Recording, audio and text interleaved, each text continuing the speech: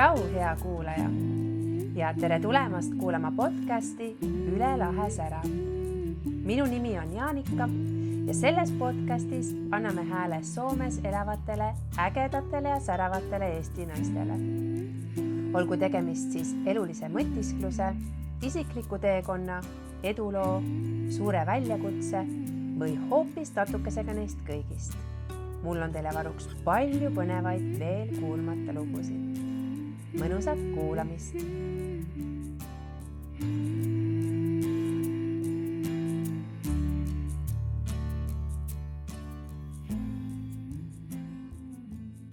Tere, Maris! Tere! Aitäh, et sa mulle said täna aega külla tulla ja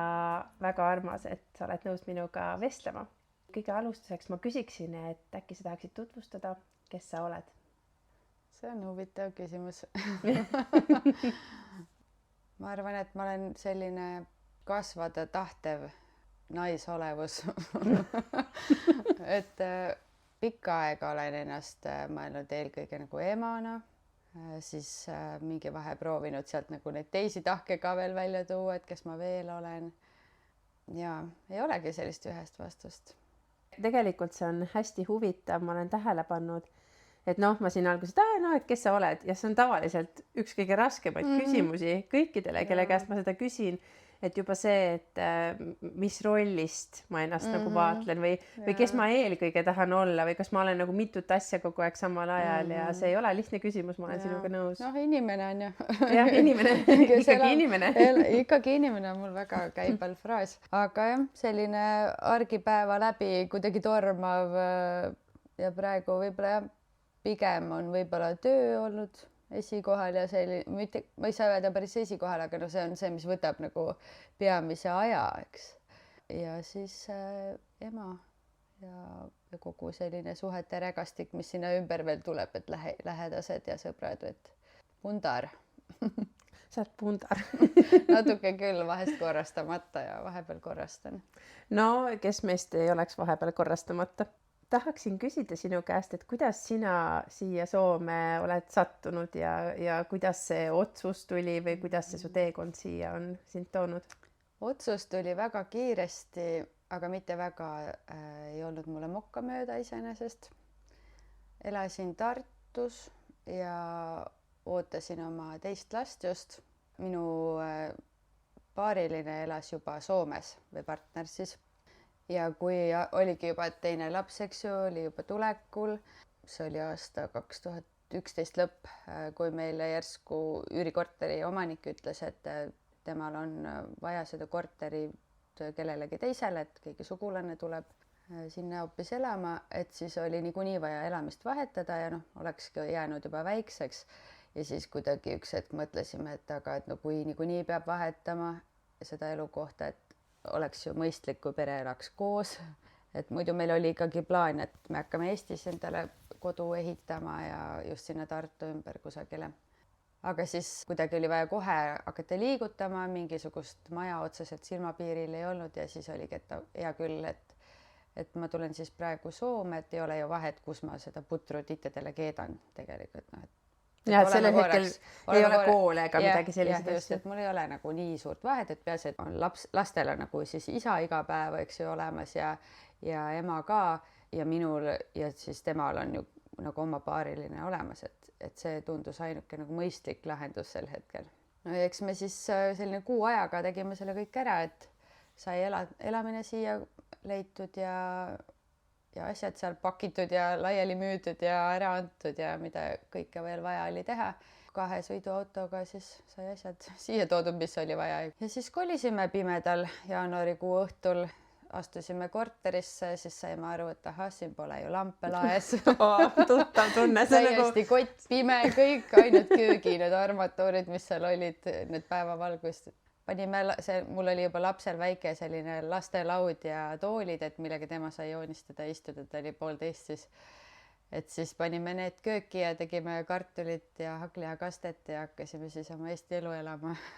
See, et lampe pole, see on nagu siuke what? selline hetk, ma arvan, et väga paljudele, mis vastu nagu mis mõttes te võtate oma lambid ka laest kaasa, aga sellega harjud ära. Tühi korter, kui Eestis ju mina olengi elanud no ikka päris mitmes üürikorteris ja need on ju kõik ikkagi möbleeritud. No lampe ikka keegi kaasa ei vii, see on nagu... Ja mul ei ole ka tühja korteri kogemust varasemalt olnud. Oli küll, et võib-olla oli vähe asju, aga noh, midagi ikka oli, aga tõesti lambid on alati olemas olnud. Ja jaanuar on nii pime kuu ja siis sa veel ütlesid, et ei olnud üldse mokkamööda muutus, et kuidas see nagu, mis tunne oli niimoodi siia ära tulla? No ikka nutuga tulin, et ikka raske oli tulla. Kuidagi kõik jäid ju maha, et kui olid just, ma olin ka esimene, kes enda peres siis hakkas lapsi saama nagu oma õdedest, vendadest ja see üldse enda vanustest, võib-olla oma sõpradest, et siis oligi, et vanaemad jäid koju, eks ju, laps viidi ära, siis ise oled nagu üksi, et kedagi ei ole, ega mul ma olin ka Tartus tegelikult alles mõned aastad elanud, aga mul tekkis seal hästi selline hea sõpruskond juba või selline omad käigud ja omad inimesed, et ma tundsin ennast seal väga hästi. Ja ikkagi mul ei olnud nii pikk maa minna ema juurde näiteks, et siis ju tuled kõigest eemale, mingisugust nagu tuge ei ole, aga samas ma olin mõnevõrra ka Tartus niimoodi üksinda, et ma mäletan, et kui mul oli laps, oli haige, tal oli kõrge palavik mitu päeva,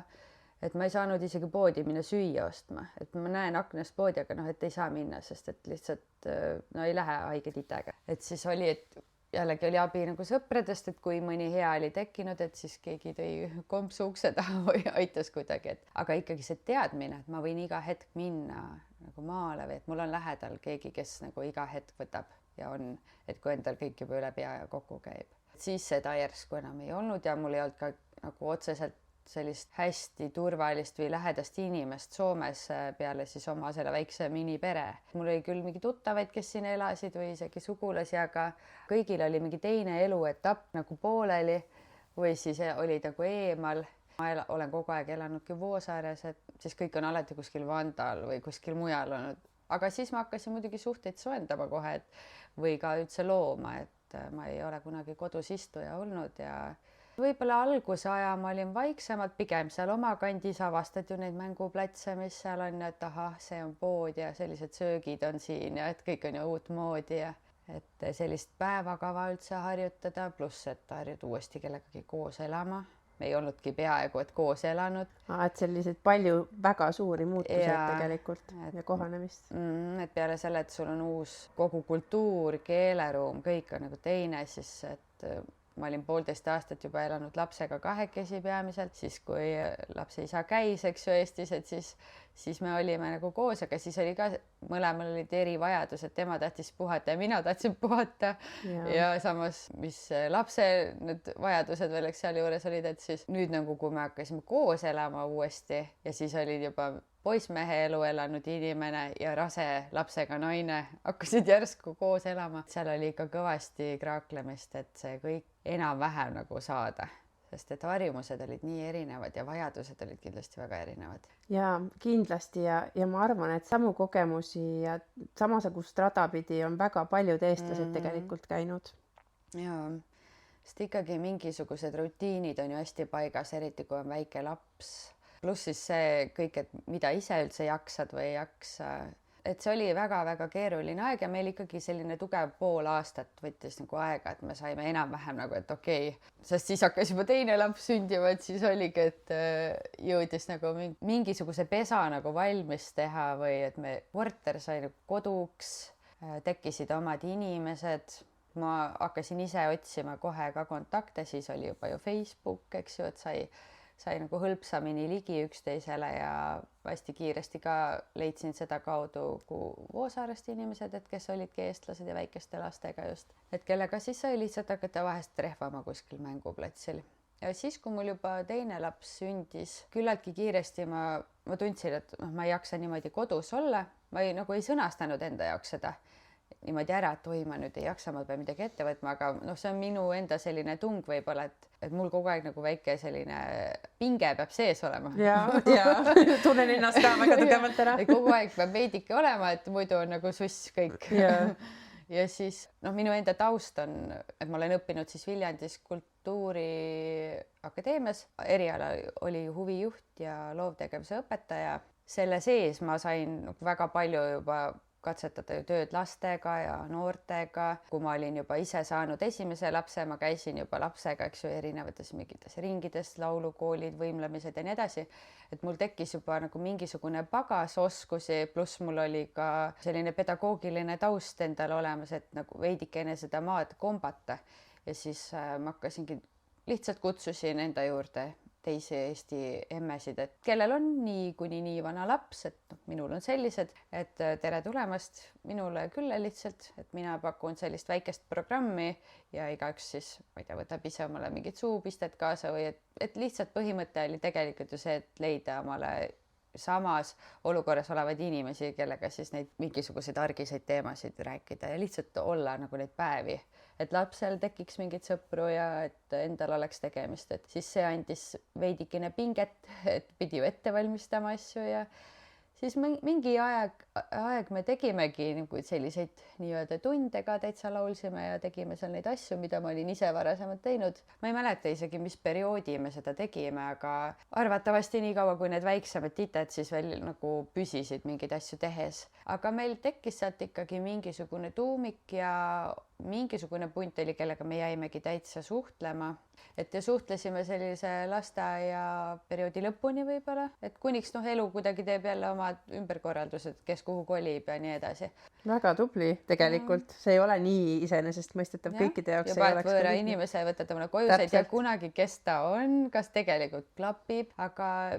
mul läks selles suhtes hästi, et midagi nagu hullu ei olnud. Kui kellegagi ei klapi, siis see ongi, inimesed on viisakad ja normaalsed,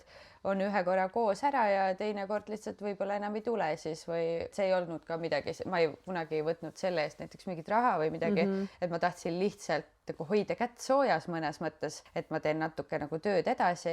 aga samas mul oli vaja nagu isiklikult ju mingit inimesi enda ümber, et siis see nagu aitas jah suht hästi. Kui sa mõtled selle alguse peale, siis mis sulle, nagu sa ütlesid, et uus kultuuriruum, uued kombed, uued, ma ei tea, maitsed, kõik on uus. Kui sa mõtled selle esmamulje peale, mis sul oli, siis mis sulle kõige rohkem meeldis, mis sulle on kuidagi jäänud meelde, et et see on nagu väga tore? No mulle meeldis loodus ikka, et ma olen kogu aeg olnud selline metsalaps ise ja ma ei saanud kunagi aru, kui keegi jahus mulle midagi, et ma olen mereinimene, siis okei, ja ma olen metsainimene. Ole edasi nagu mida iganes te selles meres näete või et mul ei olnud endal seda kogemust, et siis ma ei saanudki aru, millest nad rääkisid. Et mul on küll, jah, vesi on ikka kuidagi maagiline ja selline, et mul on Peipsi järv võib-olla olnud selline, see on ka veidi nagu meri, et ja, see on nii lõputu, eks ju. Ja seal alati lainetab. Et kuidagi siis, kui ma elasin Voosaares või elan siiamaani, et siis ma hakkasin ikkagi päris palju käima niimoodi jalutamas ju lastega ja tihti veetsin nendega just seda vaba aega niimoodi, ma ei tea, metsal mängides või mere ääres käies ja parte vaadates ja ma ei tea, lutsu visates ja nii edasi. Ja samas ma hakkasin ise jooksmas käima suht kiiresti ka, kui juba laste kõrvad sai. Et siis alati mere äärt mööda ja siis on kuidagi jäänud mulle selliseks nagu vähe ventileerimise kohaks. Et pea saab tühjaks ja... Et kui midagi on jamasti, siis ikkagi mere äärde jalutama ja siis ma hakkasin aru saama, mida need mereinimesed räägivad. Et okei. Saab ju ka mõlemat, et minge mere äärde või minge metsa. Just ja mul on meri ja mets mõlemad, nii et mul on ideaalne. Soome loodus on väga ilus küll. Ma arvan, et see oligi, et ma iseenesest sellist muud hullu hurraad nagu kohe ei tajunud. Edaspidi, kui ma olen nagu elanud siin nüüd siis juba 14 aastat, siis ma olen nagu näinud, et need asjad või need sotsiaalsüsteem, eks ju, et kui palju see inimese jaoks on nagu toetav või võib-olla abiks mingite otsuste tegemisel või muudatustel või kui sul on abi vaja, eks ju. Aga samas ma näen ka ju seda poolt, et kuidas see Soome riigile just rahakotile mõjub, et eks ei ole jätkusuutlik ja kõik see, aga ütleme, et indiviidipõhiselt siis see oli nagu hästi toetav, et see on mind ennast ka aidanud kunagi, kui ma olin need lapsed siis natukene edasi kasvatanud ja me saime aru, et okei, me vist ei lähe veel tagasi. Lapsed juba läksid lasteaeda, et siis ma sain selle teetoimistu kaudu selle aastase keelekursuse näiteks läbi käia, ja mul oli seda võimalik teha muidugi tänu sellele, et mul oli inimene kõrval, kes käis tööl ja hoidis nagu selle asja, et meil oleks koduüür makstud ja nii. Aga noh, et ma sain ka ise ikkagi mingit sissetulekut, kui ma olin õpilane ja ma sain iga päev käia koolis ja ma ei pidanud selle eest maksma. No see on suur asi. Ja et ma sain nagu aasta otsa käia esmaspäevast reedeni 4 tundi koha peal keelt õppimas, et see oli ikkagi minu jaoks nagu väga-väga suur selline teene, mida ma olen Soome riigilt saanud endale. Et ma arvan, et nii mõnigi asi, mida ma olen elus teinud, võib-olla ma ei oleks siis Eestis saanud teha, et noh, et seal pead ju kõike ise nagu vaatama kogu aeg. Kõike tuleb ise vaadata, kas saad või ei saa, kõik lapsed oled saanud, siis ise kasvata, ise vaata, et selline hüpatakse veel peale võib-olla mõne koha pealt, et ise tahtsid ju või niimoodi, et aga siin on kuidagi seda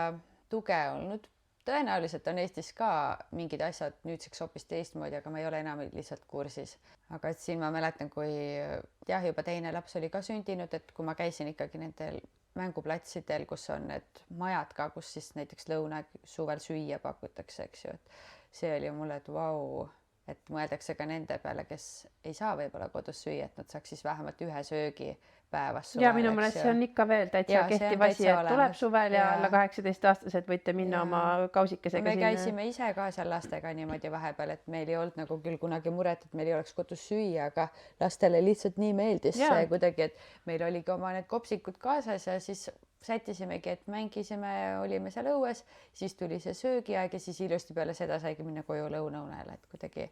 oli nagu väga tore seda näha. Või siis teine väga tore kogemus oli mul, kui oli selline rühm, kus on siis Soome ema ja mingi välismaalasest siis teine ema saab tema sõbraks, et siis saate jalutamas koos käia või noh, et enam-vähem vaadati, et profiilid kattuksid, eks ju. Et siis mul oli ka üks kohalik seal, kellega me siis vahepeal jutustasime niimoodi. See väga pikaks kuidagi ei läinud, sest meil ei hakanud ajad nagu kuidagi klappima, lapsed hakkasid eri aegadel magama ja selline, aga lihtsalt, et selline süsteem on ja noh, nüüd on ka ju igasugused naaburiäidid ja kõik. Ja siis sealt edasi, kui ma juba hakkasin nagu kooli olin ära käinud, ma hakkasin juba tööpõldu nagu vaatama, et kuhu ma mida saan, siis ma sain jälle sellise organisatsiooni nagu Momento kaudu omale mentori. Sinna saad saada siis avalduseks, paned enda loo ja siis, et mida sa soovid ja siis otsitakse, et kas on võimalik see vastav siis leida. Et mulle täpselt nagu minu profiiliga inimest ei leidnud, sest siin ei ole huvijuhte. Ja ei ole jah. Ja selline nagu veidikene teistsugune on see, noh küll mul rakendust nagu oma haridusega nagu oleks, aga et otseselt seda, mida ma sel hetkel oskasin otsida, ei olnud. Aga siis samas mind paelus ka mingi selline mõte, et huvikool ja veidike ettevõtluse poole, et siis mulle leiti just sellise ettevõtluse taustaga inimene. Et siin on väga palju selliseid kodanikuorganisatsioone võib-olla, mis nagu aitavad. On, väga palju on tegelikult, no praegu nendel ka seda eelarvet kärbitakse, aga jah, neid on ikkagi väga palju. Aga kui seal alguses, noh, sa kirjeldasid, et Eestisse pidi kõik maha jätma ja siis siia väga suure hurraaga ei tulnud, see kindlasti oli raske. Kas oli veel midagi, mis oli alguses just kuidagi raske või kohanemisel tundus selline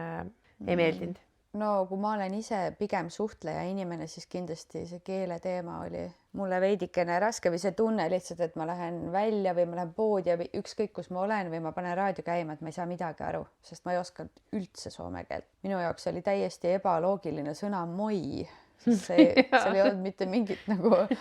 seost mitte millegagi. Tere vastan. Nagu, jah, aga see oli kuidagi väga imelik ja siis ma ei saanud ju aru isegi, kui ma lugesin mingid neid tänavasilte või ma ei tea, parkimisalade silte ja nii edasi, ma ei saanud aru, et kus see liitsõna nagu jupid on, et kust üks sõna algab, teine lõpeb või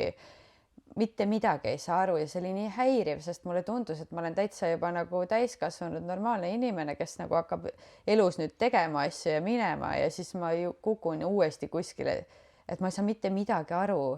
ja see teeb paratamatult nagu enesekindlusega veidi oma tööd, sest et ma võin rääkida oma ala inimesega nagu siin vastava inimesega, aga ma ei suuda ennast väljendada ja ma lihtsalt tunnen, et ma olen nagu mingi 3. klassi laps. Ja jääb selline tunne, nagu ma oleks rumal või nagu, et ma ei oska või ma ei tea või ma ei saa, sest et ma ei suuda ennast väljendada lihtsalt ja ma ei saa ka kõigest aru, mida teine räägib. Et see kuidagi ikka lükkas nagu mõnes mõttes madalamaks kui muru, et oled siin vaikselt, noh, eks ma vaikselt väga võib-olla olla ei oska ka, aga et hakkasingi siis seda Eesti asja tegema rohkem, aga ma tundsin sellest küll puudust, et ma saan lihtsalt minna välja ja ma saan kõigest aru, ma panengi raadio käima, ma saan aru, mis räägitakse, ma panen teleka käima, ma saan aru, aga siis ma ei saanud enam mitte millestki aru. See on tegelikult hästi tähtis vaatevinkel, mille sa just välja tõid, et see tegelikult ikkagi teeb enesehinnangu kallal ka päris mitmed tempud, selline olukord, et sa reaalselt tead, et sa oled nagu normaalne noor naine, kellel on palju anda ja sul on nagu mõtteid ja sa oled tark inimene ja siis järsku sa lihtsalt nagu oled kuidagi nagu puuris, sest lihtsalt see keelebarjäär on nagu, tuleb sinna vahele ja ma mäletan tegelikult, mul endal oli ka siukest olukord, et mul oli siuke tunne, et ma tahaks nagu öelda, aga mul lihtsalt ei tule ja siis saab ütlemata ja siis saad tasa. Ja inimesele, kes kogu aeg nagu on harjunud ennast väljendama ja nagu vestlema inimestega, sa järsku oled tasa ja sa lähevad need asjad ütlemata, see on väga ebameeldiv tunne. Et jah, aga ometi tänaseks päevaks, kuidas soome keelega on? No, ma käisin selle aastase kursuse ja siis oli see ÜKI-testi võimalus seal lõpus ja see testis konkreetselt B2, et see tase mul oli ja ma olin nagu usin õpilane ja mulle kõik see pakkus väga huvi, aga kuidagi ma ei ole sellega nagu edasi jõudnud liiga palju, ma ütleks, et minu üks selline asi, kui ma mõtlen, et mida ma tahan arendada, siis ongi just keeled, sest minul ei ole just liiga tugev see keelevaist. Mul on kuidagi olnud pigem matemaatika pea ja selline ja mulle meeldivad kõik loovalad küll väga. Mulle meeldib kirjutada ja mulle meeldib eesti keel kui selline, aga ma ei ole ka selles nii tugev, et ma suudaks alati, ma ei tea, teiste tekstid üle vaadata ja öelda, kas siin on vigu või ei ole. Et siis kuidagi keele õppimine on minu jaoks alati olnud pigem raske ja see on juba lapsest saadik. Ma mäletan, kui me hakkasimegi oma väikses koolis, meil oli esimene keel saksa keel, sest ma lihtsalt tuupisin neid asju. Et mul ei tekkinud neid seoseid ja loogikaid ja alles hiljem mul oli ülikoolis väga-väga hea saksa keele õppejõud ja tema suutis kuidagi minuni tuua selle keele loogika või et kuidas see on üles ehitatud ja siis mul oli mingi et kõik need aastad nagu ma lihtsalt panin mõttetult oma energiat nagu sinna alla, et ma ei saanud seda niimoodi selgeks, kui ma selle ajaga tegelikult oleksin võinud saada, et ma kokku vist õppisin 12 aastat äkki seda. Et siis ongi erinevad keeled just, eks, et mida ma tahaks arendada ja sealhulgas siis siin soome keel. Ma ikka loen ja teen ja vaatan mingeid asju, aga sellise argipäeva kõrvalt nagu ekstra seda ette. Ma olen ennast selle eest piitsutanud kõvasti, et kuidas ma nüüd ei oska ja ei saa, aga siis ma olen pidanud nagu lihtsalt peeglisse vaatama, et millest mu päev koosneb. Ja tegelikult see on okei, et ma ei võta endale seda nagu pinget praegu, et ma nüüd ei oska seda nii hästi, et ma suudaks ennast vabalt nagu kogu aeg väljendada. Muidugi ma saan oma elu elatud, ma saan oma töö tehtud ja kõik, aga ma tahaksin olla sellest palju parem. Aga nüüd me jõuamegi selleni, et missugune see su argipäev siis on, mis mõjutab nii seda, kuidas sa tunned, et sa saad ennast keeleliselt just soome keele osas siis arendada ja kõik muu ka, et millega sa tegeled? Ma elan ikka täiesti oma Eesti mullis. Juba 14 aastat olen suutnud niimoodi elada. Su eesti keel on küll nii imeliselt voolav ja nagu nii mitmekesine, sest ikkagi kui ma räägin inimestega, kes on siin kaua elanud, siis sinna ei ole midagi teha. See loomulikult mõjutab seda, et kui sa ikkagi suhtled iga päev soome keeles väga palju, siis see mõjutab ka seda su eesti keele oskustega. Sul on nii mitmekesine sõnavara ja nii ilus eesti keel, aga et jah, räägi lähemalt sellest mullist. Jah, ma ikkagi peamiselt näiteks loen eesti keeles, eks ju, raamatuid ja kuidagi minu elu on juhtunud või on need valikud siis olnud sellised, et peamine siiski on minu päevas eesti keel. Laste isa on ka eestlane, mis tähendab, et meie kodukeel oligi kogu aeg eesti keel väga tugevalt ja lapsed läksid soome lasteaeda just selle eesmärgiga, et nad saaksid ka soome keele ilusti selgeks. Et siis kõik, kui lõpetasid lasteaia, oli kõigil nagu emakeele tasemel. Ja sealt edasi siis me valisime, et lapsed lähevad sinna kakskeelsesse eesti-soome klassi. Nad on Lado Kartano põhikoolis õppinud ja 2 veel õpivad. Et üks siis on juba selle tee ära käinud ja läks edasi soomekeelsesse, aga et just selleks, et hoida siis seda eesti keelt, sest ma teadsin, et mina ei suuda kõiki neid lesta ja kalasid ja tihaseid ja neid selgeks õpetada nagu eesti keeles, et soome keel tuleb niikuinii, see on täiesti selge. Kui me elame siin, neil tulevad sõbrad, koolid, trennid, kõik on ju ikkagi kindlasti üks hetk nagu pigem Soome poole kaldu. Et siis jääks seda natukestki eesti keelt ja et nad suudaksid ennast väljendada, siis me oleme nagu valinud selle tee. Ja laste eesti keel on ka, ma ütleks, väga hea. Ma olen mõelnud vahest ja ma olen nagu küsinud nende käest mõnikord ka, et kuidas seda või et mis keeles sa unenägusid näed ja nii edasi, selliseid asju. Et ma näen, et mõne koha pealt võib-olla justkui suuremad on mul praegu, hakkavad saama 16 ja 14, et mulle tundub, et nende tundekeel on pigem läinud soome keele poole, sest võib-olla selline meediatarbimine ja see, mida nemad nagu ja nende sõbrad ja kus sellised jutud tulevad, on võib-olla pigem soomekeelne, sest kodus, eks ma ka üritan nagu rääkida, tahaks oma lastega lähedane ju olla, aga mingites kohtades tundub, et lihtsalt ei oska või ei tea, kuidas läheneda, et mis on need õiged laused, õiged sõnad, siis ega nad väga ei kipu avama mulle mingisuguseid asju endast, et siis mulle tundub, et selline tundekeel on neil võib-olla pigem soome, aga noh, üldiselt kodukeel on hästi tugevalt olnud alati eesti keel, et võib-olla lapsed niisama lollitavad vahepeal ja ütlevad mingeid asju või vahest on soome keeles mõne sõna või väljendi kohta nagu väga hea üks ainuke sõna, kui Eestis sa pead selleks nagu 4 erinevat sõna võib-olla ütlema. Aga siis sealt edasi, kui pere oli, siis noh, sellega on korras, see on eesti keeles kõik, et siis hakkasin ma otsima ju endale väljundit, et kuidas ma saan tööle. Okei, käisid selle soome keele kursuse ära, noh, mis siis edasi, et väga raske on nagu ju jalga ukse vahele saada oma valdkonnas. Ma hakkasin kohe minema ainult selle suunaga, et ma tahan enda erialale ja tänu sellele ma sain ka sinna kursusele üldse, sest et mul oli 0 oma seda soome keelt ja samas ma tahtsin minna, eks ju, kultuuri- ja haridusvaldkonda, et ilmselgelt nagu noh, ei matchi midagi seal vahel, et tuleb midagi teha. Ja siis ma saingi selle hea kursused, kus ma sain seda arendada, aga sellest ei olnud selles suhtes kasu, et ma veetsin küll pool aastat näiteks Kampis on Annantalo, laste ja noorte kultuurikeskus. Käisin seal praktikal ja olin seal igapäevaselt siis tööl, kus seda eriala keelt just õppida ja see oli väga hea ja kasulik, hästi tore. Ma nägin, kuidas see toimis kõik ja ma saingi aru, et kõik need 100 kultuurimajade inimest, kes Helsingis töötavad, nad kõik roteeruvad käivast majast majja ja võõrastel on sisse äärmiselt raske tulla. Soomes jälle hästi heaoluriik, eks ju, tahetakse kõiki aidata, et siis suure hurraaga võeti muidugi kõik praktikandid vastu, sest see on ju tasuta tööjõud ja oli igasuguseid programme, et mida mina ka edasi kasutasin peale praktikat, ma olin, kas see oli see töökokeilu ja et ma sain selle arvelt siis veel jääda sinna edasi, et ma olin kokkuvõtteks vist seal aasta. Minu jaoks oli selles suhtes see väga hea, et ma sain seal väga palju kontakte. Ma olin seal tantsu- ja teatrirühmade õpetajana siis peamiselt, kui ma just ei olnud selle kultuurikorraldaja assistendina olin ma siis praktikal, et kui ma just teda ei assisteerinud või mingeid neid ülesandeid ei teinud, siis mul oligi, et ma asendasin päris tihti neid teatri- ja tantsuõpetajaid. Ja siis hiljem ma hakkasin ka tegema asendusi kohe, et kui ma enam seal üldse ei olnud Annantaloga muul moel seotud, et ma olin juba ära lõpetanud selle, et siis mulle vahepeal ikka jälle kirjutati või helistati, et kuule, meil keegi on haige või midagi, et kas sa saad jälle tulla. Et siis ma käisin niimoodi mõnda aega. Et see mulle väga meeldis iseenesest ja Viljandis oligi minu nagu kõrval eriala oligi teatriõpetus või selline draamaringi juhendaja. Et siis see oli mulle kõik väga tuttav, kõik need black box'id ja valgused ja helid, et nendega see tegelemine, et see mulle oligi väga huvitav, see oli minu selline võib-olla kirss tordil või sellised paremad päevad oli see, kui ma sain just minna lastega tegema. Aga noh, siis kui see tasuta töö tegemine nagu läbi sai, et siis tuli just väga hea tööpakkumine, täpselt kõik see, mida mina oleksin võinud teha, aga ma olin just saanud 30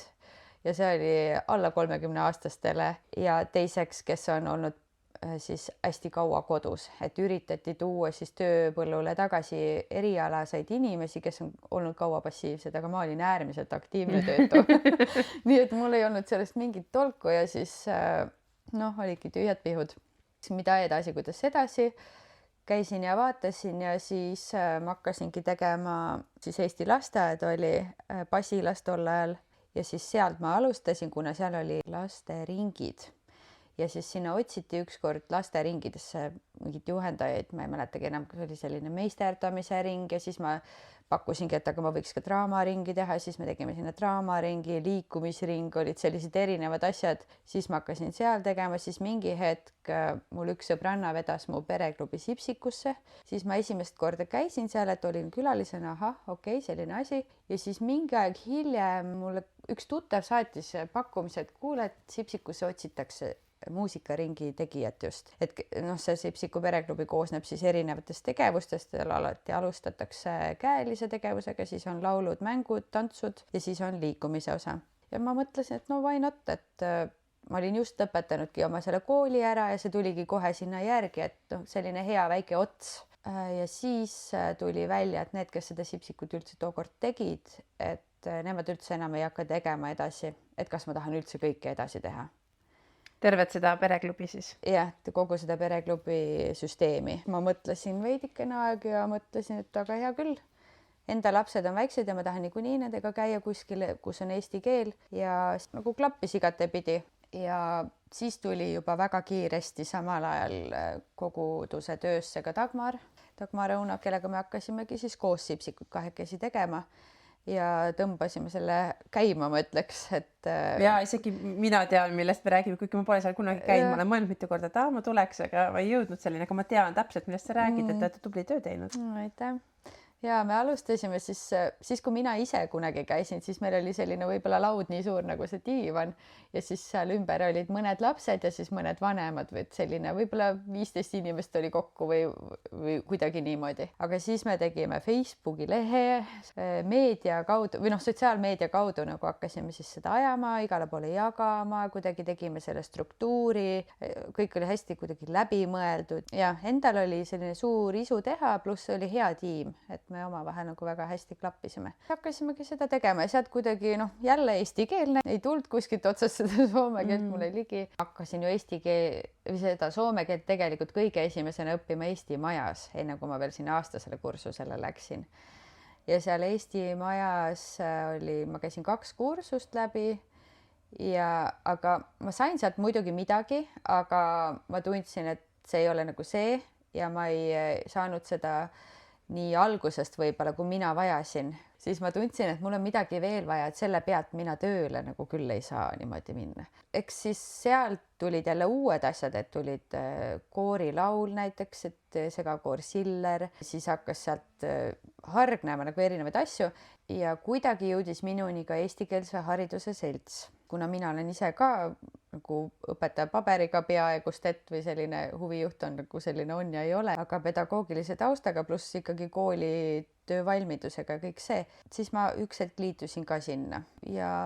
juba mingi hetk ma olin seal juba juhatuses. Läbi selle, et ma olin seal EHS-is, siis ma sain õpetajate ringkonnaga tuttavaks. Ehk siis Soomes elavate eesti keele õpetajatega. Eesti keele või siis ka erinevad ainete õpetajad. Sealt kuidagi läks jutt liikvele, siis hakati ühesõnaga mind Lado Kardanosse kaasendajaks kutsuma. Et siis ma hakkasin sinna käima tunde andmas ja siis ma olin klassiõpetaja siis 1.–6. klassini. Ja jälle eesti keel. Et seal oli juba kokkupuudet ka soome lastega, sest et eesti õpetajad on ka mõnes soome tunnis võib-olla. Seal on sageli, et on näiteks paaris kuidagi õpetajad, et on üks annab ainet ja teine kuidagi toetab seda tundi, et võib-olla tegutseb siis nende lastega, kellel on tuge vaja või on vaja tunni läbiviimiseks konkreetselt mingis tunnis abi või oli vaja kuskile retkele kaasa minna. Et niimoodi ikkagi tuli seda soome lastega kokkupuudet ka, aga siis oligi kohe jama majas, kui oli vaja korrale kutsuda, siis ma tundsin, et ma ei ole nagu see, kes suudab praegu üldse ennast ära väljendada niimoodi, et need lapsed ka korrale tuleks. Et nad hakkasid ainult mulle kohe ütlema seda vastu, et sa oled mingi eestlane või. Et siis ja ongi lukus. Yeah. Ma ei suuda ennast lihtsalt normaalselt ära väljendada, mida ma tahan öelda ja nendel ei olnud mingit kavatsustki ju rahulikult olla ja nagu inimlikult minuga rääkida, nendel on ju, sa oled mingi teismeline, sa tahadki välja kutsuda kõiki. Ja no vahet pole, mis keel on, aga ma kujutan ette, et kust vähegi saab nagu natukene pinna alla midagi. Kohe see õõnestamine, sest ta suudab nagu selle teisele ära teha. Aga täiskasvanuna minu eesmärk ei ole ju ära teha, vaid nagu tuua rahu sinna klassi. Aga sealt edasi oligi niimoodi, et ma olin aina aktiivsem kuidagi erinevates Eesti seltsides siin. Juba mingil hetkel ühinesin rahvatantsijatega ja tuli igasuguseid sündmusi. Eks see võrgustik aina laienes. Siis juba mingi hetk oligi, et toimusid Eesti Majas suuremad mingid seltside üritused või hakkas saatkonna kaudu kuidagi käima, taeti inimesi kokku, et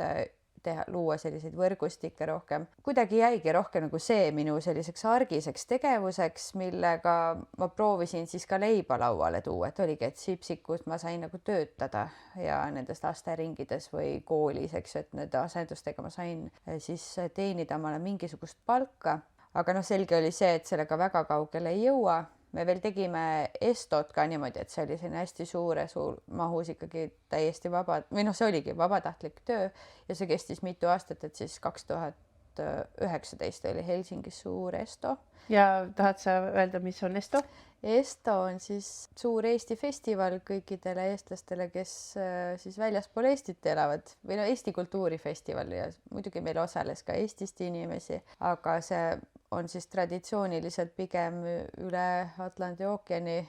toimunud sündmus just siis, kui Eesti enam ei olnud vaba, ja inimesed põgenesid siit sõja eest ja hirmu eest oma elu ja kodu ja kõik kaotada. Aga see tunne oma rahvast ja rahvust hoida kuskil mujal oli nii tugev, et siis hakati organiseeruma ja siis hakati looma ka sellist sündmust nagu Esto. See on veidike ringi rännanud ja vahepeal on välja surnud või olnud väga selline harva toimuv, kuniks siis oligi, et 2019 meil Rootsis on üks hästi tubli ja agar naine Sirle Sööt. Tema ja ma täpselt ei teagi, kes selle tausta taga veel on, kes selle siis nii palju ikkagi üles upitasid, et see asi hakkas käima ja siis Helsingis oli meil nagu oma selline tiim, kellega me seda korraldasime, igalühel olid siis oma ülesanded ja oma meeskonnad veel sealhulgas ja siis Sirle seda kõike koordineeris. Ja selle me ära tegime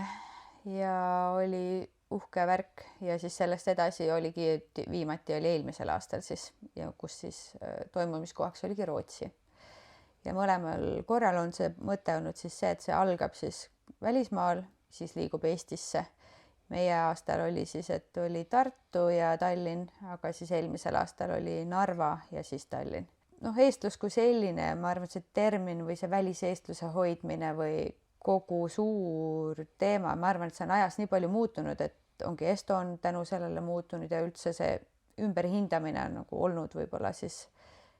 Ja ma arvan, et Soome eestlane on veel täitsa eraldi keegi teine, et seda ei saa võrrelda nagu näiteks Põhja-Ameerika eestlastega, et see on midagi väga uut, me oleme kõige värskem ja noorem välisdiaspora kogukond, eks eestlane ju ei mõtle ka, et ta on välismaalane, kui ta Soomes elab. Võib-olla mitte nii lihtsasti jah, et võib-olla koliks ära kuskile Hispaaniasse, Itaaliasse, Ameerikasse, ükskõik kuhu. Siin ikka kõik need kolmandate riikide inimesed on välismaalased, et meie oleme nagu omad. Aga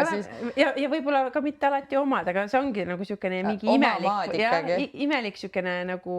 vahepealne selline ala nii-öelda. Ja siis, kui see Esto asi oli mul juba, see oli küll alguses see tegemine alles, aga siis iseenesest mulle pakuti ühe korra ka, et kas ma tahaksin saatkonda minna konsulaarsekretäriks tööle, mis tähendas jälle eestikeelset, nagu igatepidi eestikeelset, aga tookord see mul jäi siiski ära, sest et ma olin just jäänud last ootama ja siis ma veidi aega veel võtsin, kuna kõik oli väga värske, ma võtsingi mõtlemiseks, aga ikkagi ma sain aru, et see on mõttetu ja hakata midagi kui endale isegi, et lähen ja hakkan rapsima midagi ja siis kohe tulen ära, pluss tööandjale ju ka, et ta õpetab kedagi välja ja siis inimene läheb ära, et nii ei saa. Ja siis ma selle toreda pakkumise jätsin tookord vahele ja tegin edasi kogukonna tööd pigem ja käisingi asendasin ja siis sündiski laps ja siis oli ju jälle täitsa see teine nagu argipäev, aga ma ütleks, et selle 3. lapsega ma ikka selline kodune ema olin jõle vähe. Et siis läks hästi suur rõhk just selle Esto tegemisele, sest terve see aeg ma olin rase, siis ma sain lapse ja siis ma käisin tiitkaenlas edasi kõiki neid asju lihtsalt tegemas. Ja kuidagi samamoodi see eestikeelse hariduse selts oli kogu aeg ka pinnal, et me tegime sündmusi, ma olin juba kuidagi ka aktiivsemaks seal muutunud. Koondasime neid õpetajaid siis, kes Soomes on ja tegime saatkonnas õpetajate päeva sündmusi või siis Eesti Majas ja et kuidagi see on nagu aina süvendatult muudkui edasi läinud. Siis, kui juba see teine lapseke ka sai nii suureks, et oli vaja siis hakata ikkagi mõtlema, et mis nüüd edasi, sest see oli mulle selge, et ma ei jaksa enam niimoodi rabeleda. Ma kogu selle, ütleme siis, ma ütlen laias laastus nagu selle Esto tegemise ajal, aga sinna kuulus nagu väga palju, aga ajaperiood oli lihtsalt see, kus mu intensiivsus oli nagu nii suur tegemistel, et ma ikkagi suure raginaga lõpuks põlesin. Ja siis, kui see Estogi läbi sai, siis ma mäletan, et see lõpp oli ju Tallinnas, et mul oligi veel see, et lapsed olid ära mehega maal, kõik oli nagu just see, et nüüd on suur asi tehtud, et nüüd ma võtan mõned päevad ja lihtsalt olen õe juures Tallinnas ja mõnulen ja naudin elu ja siis muidugi mul tõusis palavik, mida mul kunagi peaaegu et ei ole. Olin ainult haige teki all, jõin teed, et mu keha oli täiesti läbi lihtsalt ja no eks sellest oli juba ka märke. Mul terve eelnev pool aasta 2019 järjest tuli, et oli käeluumurd, siis oli hästi tugev rinnapõletik ja siis, kui ma ikka veel aru ei saanud, et rahune maha, siis lihtsalt peaegust, et seistes läks mul 2 põlvesidet plaksuga katki, et siis ma olin nagu maha võetud, ja siis ma mäletan, kui ma kukkusin sinna maha, siis ma ütlesin nagu endale mõistuses, et jah, ma sain aru. Et keha nagu ikka lõpuks annab nii konkreetselt teada, kui... Et ma ikkagi rapsisin liiga hullult juba, et see... No ega ma siis ei lõpetanud, muidugi ma ei lõpetanud, ma sain aru, aga ma ei lõpetanud. Ma sain aru, et ma pean rahulikumalt võtma ja mul oligi füüsis võeti maha, et ma ei saa enam kehaga teha, ma pidin tantsupeole minema, olin pääsenud, meie rühm pääses rahvatantsuga. Ja sa ei saanudki sinna minna? Ma ei saanudki minna, sest kui mul on jalg ortoosiga suve lõpuni kinni, et ei tohi mahagi panna, et ilmselgelt seal ei tantsi. Oli valus, oli raske, sest et ma olin seda nii väga tahtnud, ma olin ühe korra elus keskkooli ajal käinud muidu tantsupeol. Et oli väga raske leppida, aga võib-olla oligi see, et meil oli Esto tulekul, see oli samal suvel kõik, et siis mul oli teine asi, kuhu nagu oma fookust panna ja seal mul ei olnud nagu vabandusi, et ma ei saa midagi teha, sest mu käed ju töötasid siia ja pea. Et siis ma rapsisin edasi ja viimane kuu oligi niimoodi, et enam nagu väga ei vaadanud üldse, mis muud toimub. Noh, muidugi laste ja pere osa nagu hoiad ära, aga nii kui lapsed magama sai kohe tegema või päeval ka, et kui suuremad olid koolis või lasteaias, laps magas, et kogu aeg ainult käisin ja toimetasin seda teha või tittkaenlas. Ja viimane nädal ma enam isegi ei vaadanud, mis kell on, vaid siis oligi juba nii, et nii kui beebi magas, kohe tegutsesin ja ma mäletan viimane nädal päris oligi nii, et kell oli juba 5 hommikul, kui ma olin terve öö nagu mingeid asju teinud, sest see sündmuse lõpp poole või nagu see lähenedes, et see protsessi lõpp on nii intensiivne, et on asju, mida sa ei saa varem teha lihtsalt, sa ei saa ettevalmistusi nagu kõikides valdkondades teha varem, et sa peadki nagu viimased asjad ostma, tegema, panema paika nagu viimane hetk. Ja siis ma lihtsalt läksin magama kell 5 selleks, et ma teadsin, et laps ärkab peale 6 veidi, et siis ma vähemalt natukene magan. Et siis järgmine kord magan siis, kui laps jälle magama läheb, et täiesti segane aeg. Aga noh, tehtud me selle saime ja pärast oligi suure kärinaga lihtsalt oli nagu maas. Aga selle all oli väga palju erinevaid, et ei olnud kindlasti ainult selline enda ülekoormus, vaid oligi emotsionaalselt hästi palju väljakutseid nagu oma elus isiklikult ka ja siis sealt ma hakkasin kuidagi sellist suurt restarti tegema ja võtsingi sügise rahulikult, ma eemaldusin väga paljust, hästi palju asju, mis mulle meeldis teha, ma ei suutnud teha, üldse ma ei tahtnud mitte midagi teha, eks see ongi selline natuke selline läbipõlemise, masenduse mingisugune koht võib-olla. Ma ei ole kunagi tahtnud endale tunnistada, et mul on võib-olla masendus olnud või et selle läbipõlemise ma nagu võtsin omaks, et okei, et see on see nagu, et igatepidi ja ma kui lugesin selle kohta, siis sain aru, et mis see kõik on. Ja ma proovisin ka ühe korra nagu kogu selle möllu sees masendust nagu siis kanda täie rinnaga. Ja olin hommikul niimoodi, et ärkasin, tita oli väike, olin kodus. Talv oli suuremad lapsed olid Eestis ema juures ja mõtlesin, et täna ma olen masenduses. Ma mõtlesin, mul oli väga halb olla ja kõik, aga ma lihtsalt olen terve elu hästi nagu naeratades neid raskusi kandnud. Aga et siis mul oli tõesti väga halb, ma oli selline nutune periood üldse elus ja kõik ja ma ei pannud tulesid põlema, ma ei võtnud kardinaid eest ära, titt oli nii väike, et ma sain ta imetada ja mähkmeid vahetada kõik nagu sellise paari ruutmeetri peal, et ei olnud vaja üldse teha ja siis õhtul lõpuks lihtsalt ma tudisesin, mul oli kõht nii tühi ja ma mõtlesin, miks ma teen endale nagu seda, et ma nagu kelle jaoks või mille jaoks ma ei saa sellega mitte midagi, ma ei saavuta sellega mitte midagi ainult kui seda, et ma teen endale halba. Ja siis ma ei viitsinud rohkem sellega tegeleda. Ja, aga ega masendust ongi ju mitmesugust, et väga tihti kõikidel on selline arusaam, et masendunud inimene on selline, kes reaalselt ei jaksa voodist püsti tõusta. No see on juba võib-olla depressioon, mitte enam masendus. Ja, aga ikkagi, et on olemas ka erinevaid vorme, et on olemas inimesi, kes funktsioneerivad täiesti tavapäraselt ja on masendunud. Et tegelikult jah, see on selline tõsine asi ja teine asi on ju muidugi see, et missugune on see eluperiood iga naise jaoks, kui sünnib beebi, ükskõik, kas on esimene, teine või kolmas ja selle järgne aeg. Et see, mida hormoonid teevad ja kõik see muu ja siis kui sul on veel mingeid sündmusi, mille eest sa vastutad või mis iganes, et see ei ole absoluutselt lihtne aeg, et sellest me oleme siin varem ka rääkinud teiste naistega. Jah, see on väga suur väljakutse. Ja kuidagi mul nagu kõik ees nagu eraelu ja kõik oli tagurpidi, et selline kõik oligi hästi keeruline kuidagi jah. Aga selle sügise siis 2019 ma võtsin niimoodi rahulikult, saigi juba lasteaia koha ja ma võtsin endale sihiks, et uueks aastaks siis ma hakkan nagu tööd asju tegema. Sinnamaani ma võtangi selle aja endale, et ma tegin küll mingisuguseid juppe, eks ju, et mingit leiba omale lauale tuua, aga sellist aktiivset tegevust väga palju ei olnud. Ja siis ma hakkasingi võtma oma päevi, et kus ma viisin lapse lasteaeda, läksin ujulasse, käisin jõusaalis, siis läksin ujuma, käisin saunas, et nagu ennast tervendama mingis mõttes, sest sellest ma olen kogu aeg aru saanud, et mis on baasiks vaja, et mul on vaja magada, süüa ja liigutada. Et enda tassu oleks täis. Et ma üldse suudaks funktsioneerida. Siis ma hakkasin sealt kuidagi sellega minema. Järsku üks hetk sellel samal sügisel võttis muga üks tuttav ühendust ja küsis jälle, et aga kas sa saatkonda tööle tahaks tulla? Ja siis ma mõtlesin, et aga ma just mõtlesingi, et ma jaanuarist tahaks tööle minna. Ja siis just jaanuarist oligi vaja nii, et siis läks see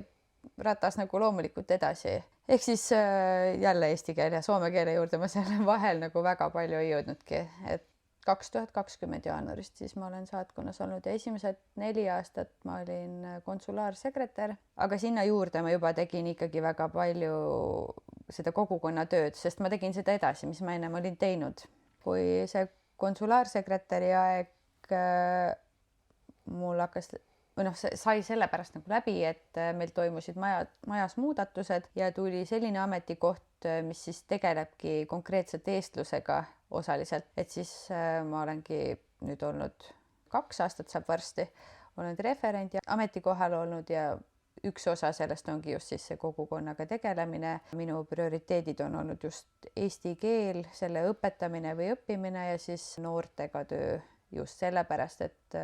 nemad on need, kes on ju need järgmised eestlased siin ja muidugi see, kui sa teed noortega tööd, tähendab kui tööd vanematega või üldse peredega. Selline õpetajad ja Eesti pered siis laias laastus. Seda on nii muljetavaldav tegelikult kuulata. Ma ei tea, kas sa ise oled mõelnud selle peale, võib-olla sa ise tead seda suurepäraselt, saad väga hästi aru, aga igaks juhuks, et kui sa ei saa aru, et sa oled ju tegelikult tohutult mega suure töö ära teinud selle nimel, et siin säiliks Eesti kogukond, et see areneks edasi, et eestlus areneks, et eesti keelt hoitakse. Kõik need varasemad tööd, sa oled kuidagi ikkagi nagu, sul on tegelikult olnud kas teadlikult või alateadlikult ikkagi väga tugevalt see siht silme ees ka, kui mõelda kõikidele nendele töökogemustele ja vabatahtliku kogemustele ja magamata tundidele. Sihti mul kindlasti sellist ei olnud, absoluutselt. Enne mind on juba väga kaua aastaid seda tööd tehtud ja mina olen lihtsalt üks, kes seda edasi viib. Ja väga tugevaid tegijaid on olnud, kes on võib-olla tagasi läinud, kes on praegu. Siin on nii palju eestlasi, et seda ei tee mitte kunagi üks inimene.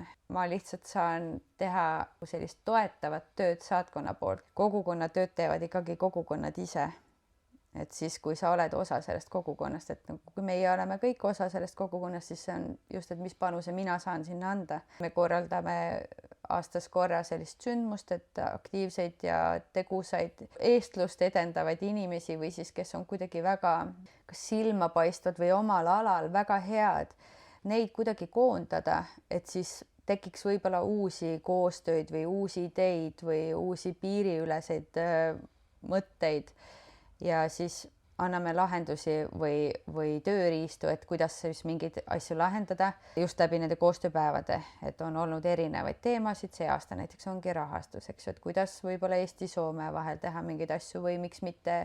väliskogukondadega mujal, et ma ei tea, eestlased Hispaanias, eestlased Soomes või Rootsi eestlastega, et neid võrgustikke on tekkinud väga palju ja just selle Esto ajal tuli näiteks selline suur noortevõrgustiku loomine, on erinevaid võrgustikke, et selline keel, rahvatants, koorilaul, need on sellised võib-olla esmased, mis silma hakkavad, sest et noh, see on see, mis inimesi ühendab ja hästi tihti on see, et laulmise ja tantsimisega on rahva kokku saanud, et ole sa arst või koristaja või mehaanik või mis iganes eriala inimene, kõigile meeldib ju lõpuks laulupeol käia ja tantsupeol käia, et siis see on selline hea ühenduslüli, mis võtab sul nagu staatused ära ja igasugused sellised märgid nagu küljest, et kui ma ise ka olen näiteks rahvatantsus nüüd 10 aastat olnud, seal me oleme kõik tantsijad, et seal ei ole, et kes on, ma ei tea, kui kõrge haridusega või kui edukas või mida iganes, vaid seal loevad inimesed, et kas mul klapib sinuga või mul ei klapi sinuga. Lihtsalt ongi hästi inimlik tasand. Aga ikkagi siinkohal ma ise küll tunnen, et ma olen ise ka korraldanud ürituse, siis ma ise tunnen, et okei, ma ei tea mitte midagi, ma lihtsalt nagu ütlen, et mis kell ja tulge kokku ja siis inimesed ise teevad selle ära. Aga siis see tagasiside on ikkagi see, et jah, aga selle jaoks on vaja inimest, kes on see eestvedaja, et kindlasti siinkohal tänud nii sinule kui kõikidele, kes on enne sind seda teinud ja kõikidele, kes seda tulevikus teevad, et ilma nende eestvedajate, nende korraldajate, nende inimeste, kes ütlevad, et see aeg ja see koht ja siis teevad natukene veel mingit eeltööd, et see asi nagu päriselt toimunud saaks, see on selle kõige alus, sest kui seda ei oleks, siis neid asju ka ei juhtuks. Et see on ikkagi väga vinge, aga sul on nii kirev taust siin, et kui sa mõtled, et mis on sinu elu kõige suuremad saavutused, siis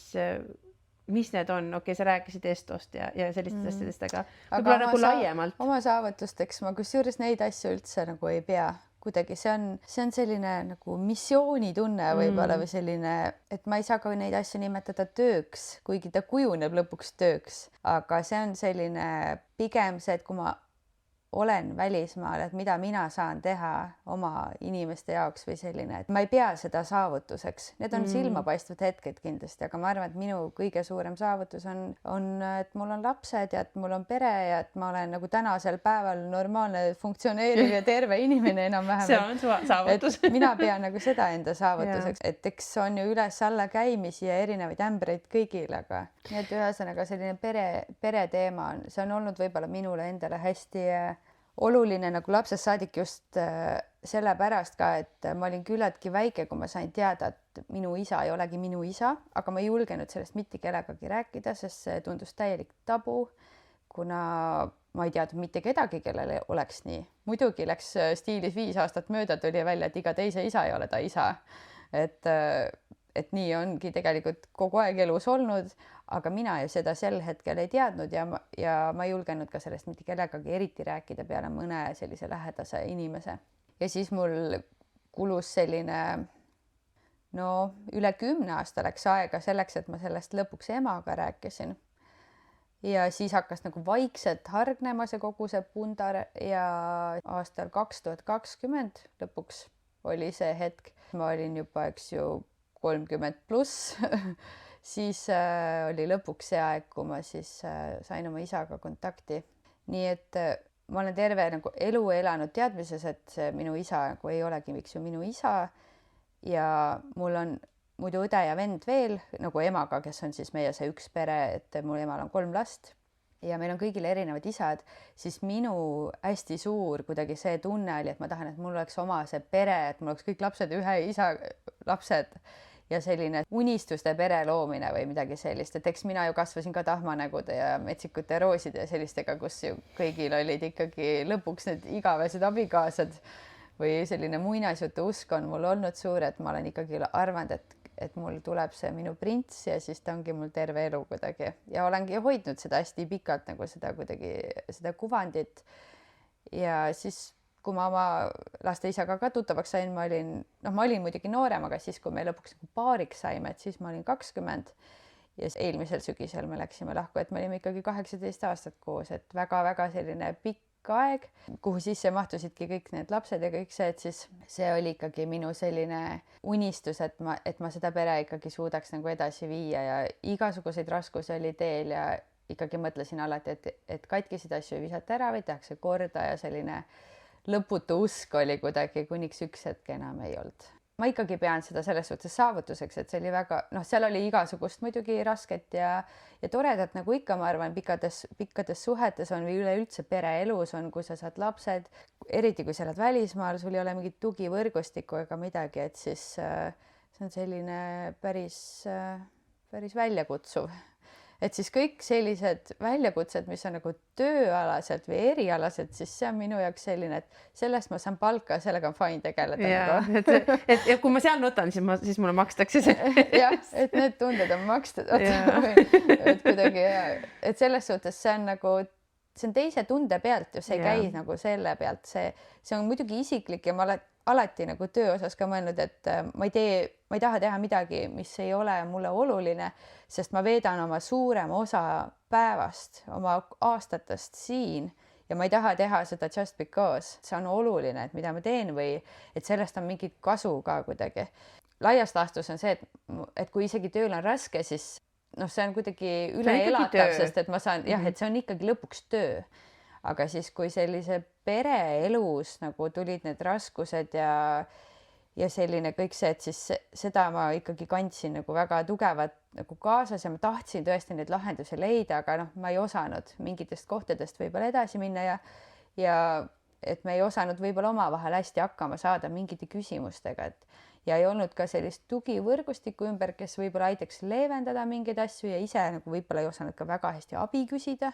Et väljast poolt kasvu, et ma ei tea, laste osaski abi rohkem, et muidugi ma olen väga palju tuge saanud näiteks sõbrannadelt, kellega, kusjuures minu need sõbrannad on ka tulnud Marta tantsu sellest trennist. Sa oled ka otsapidi seal käinud. Sest päris esimestes, kui üldse see kõik algas, et siis see oli Zumba ring seekord, et ei olnud nagu selline stuudio. Ma päris esimeses tunnis ei käinud, aga ma käisin vist umbes teises või kolmandas või midagi sellisest hakkas minul minema, sest et üks mu tuttav käis, kes oli siis ka minuga samast kohast pärit Eestis ja siis tema ütles, et kuule, tule ka. Ma mingi aja seal käisin, vist saime seal mingisuguse pundiga tuttavaks ja siis oli niimoodi, et need samad inimesed hakkasid korduma näiteks Eesti Majas seal soome keele kursustel, et mingid inimesed hakkasid korduma ühes, teises ja kolmandas kohas ja siis me saime aru, et meil on kõigil lapsed ja siis me hakkasime lastega kuidagi kokku käima ja sealt edasi muidugi tuli see, et siis me hakkasime omavahel läbi käima ja siis tuli kellegi sõbranna jälle sai sõbrannaks ja nii edasi, et sealt tekkis mul tegelikult selline oma naiste võrk, kellega me siiamaani osadega oleme päris, ma ütleks, et selline siinne pere, et me ei käi võib-olla väga tihti nagu läbi isegi alati. Me oleme käinud agaralt läbi, aga et nüüd ongi kõigil on see elu,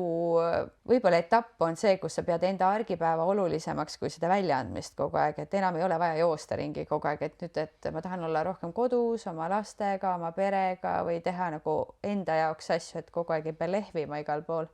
Aga et kui olid need lehvimise ajad, siis oli vähemalt kellega lehvida. Ja see on väga oluline. Ja see oli väga oluline ja see andis ka selle, et kui minul oli väga vaja, et mul oleks lapsed hoitud mingi hetk, siis ma teadsin, et mul on täiesti nagu raudkindlalt on inimene selleks olemas ja samamoodi oli mina kellegi jaoks nagu tagala võib-olla. Küll on minu juures lapsi ööd olnud ja minu lapsed on teiste juures olnud just, et see on asendanud võib-olla seda vanaema, vanaisa laste hoidu.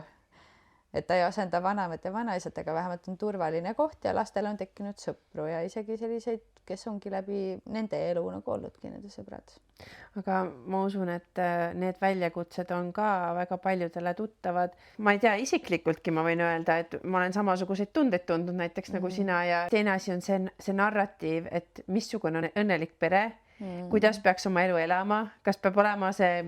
tead küll nagu, et on see teatud narratiiv, ma ise ka tunnen, et ma olen sellega üles kasvanud, et peab olema nagu õnnelikuna elu lõpuni ja kõik raskused võidetakse koos, aga see ei lähe alati nii. Ja ma olen ise võtnud omale selle kuvandi kuskilt ja tõenäoliselt seal ongi mitu aspekti, et on see metsikud roosid ja siis on selline see oma kogemus, et ma ei ole kasvanud põhimõtteliselt ju isaga koos, vaid et ma olin 10, kui me kolisime siis lahku, nagu see minu lapsepõlvepere lagunes. aga ka ennem seda meil ei olnud sellist, ma ütleks nii head kontakti ja noh, siis lisaks vahepeal oli välja tulnud, et ta ei olegi mu isa, eks ju, nagu bioloogiline isa, et siis need tunded minu enda sees, et kes ma siis üldse olen, kuhu ma kuulun, mis see minu pusletükid seal on, see kõik kokku arvatavasti tekitaski selle hästi tugeva tunde minu sees, et ma tahan, et mul oleks nagu hästi kindlalt see pere ja mul ei olnud ka noorena üldse näiteks peigmehi või et muidugi armumisi ja südame murdumisi oli ikkagi, aga sellist, et mul oleks mingi boyfriend olnud, et seda mul ei olnudki, et oligi, et see oli minu esimene mees, minu esimene peigmees, minu laste isa, et see oligi nagu ühe soojaga, et ma õppisin ka seda suhtes olemist